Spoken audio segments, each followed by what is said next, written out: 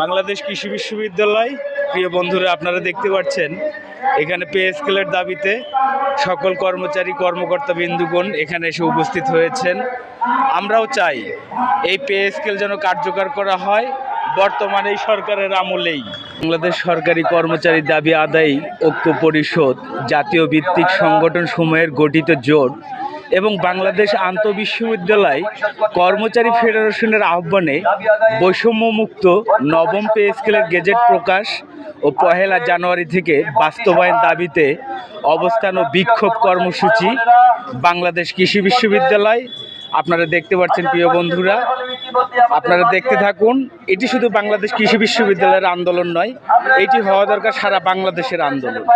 সারা বাংলাদেশে যত সরকারি কর্মচারী কর্মকর্তা বিন্দু আছে, এই আন্দোলন হোক তাদের। এই আন্দোলনে সবাই কলম বিরতি দেওয়া হোক, আর কলম বিরতি যখন দেওয়া হবে তখনই এই সরকার বাধ্য হবে এই পে স্কেল বাস্তবায়ন করতে।